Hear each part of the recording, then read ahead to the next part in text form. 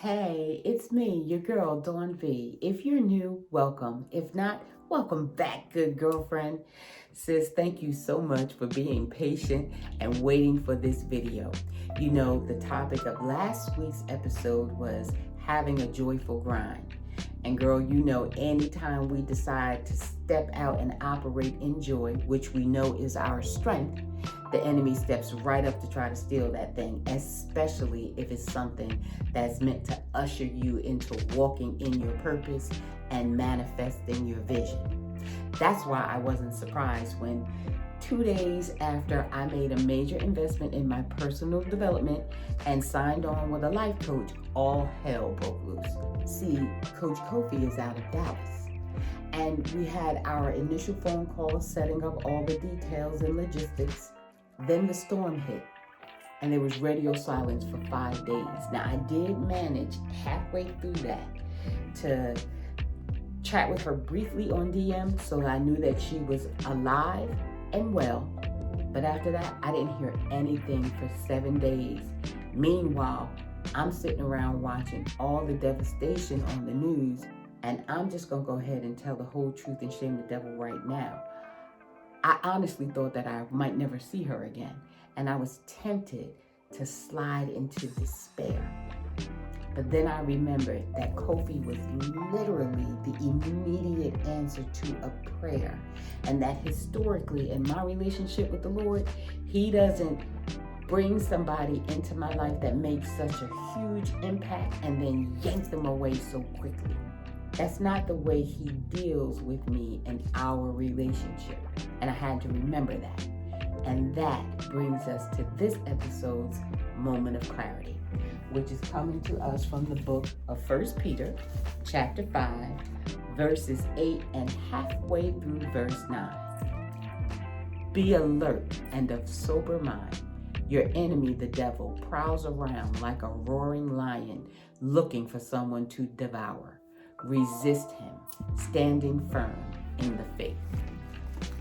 See, sis, when I thought about my personal, intimate relationship with the Lord, I was able to draw on that experience and resist with a sober mind the lies that the enemy was trying to tell me.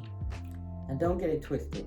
I'm not naive, and I was very concerned about the possibility of a tragic ending.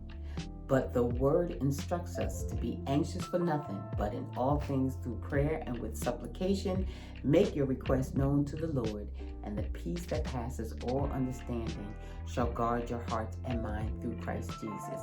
Now look, sis, I know that that is easier said than done, but I speak from experience. Because see, 3 years ago, my oldest daughter was in the throes of opioid addiction, and she was very close to succumbing.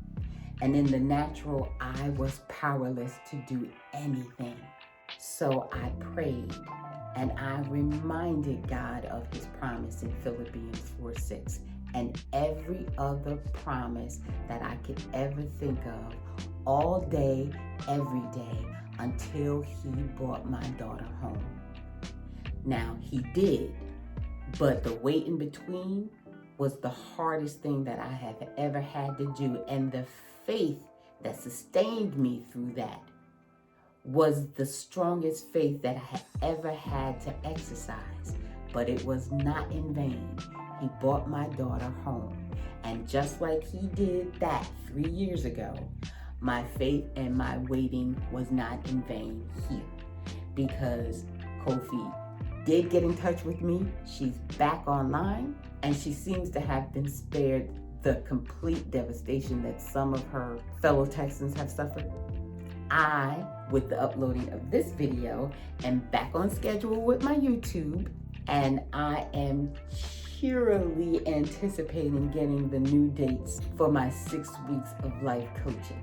In the meantime, I'm going to be creating and strategizing and reading and planning, getting my joyful grind on.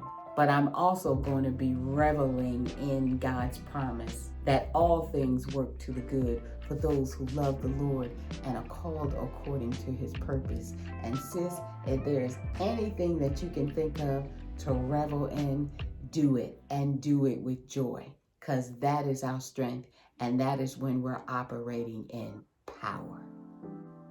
Thank you so much for your patience. Thank you so much for your encouragement, sis. Thank you so much for joining me for this week's dose of clarity. I love you. Have a great week, girlfriend, and I will see you next Wednesday.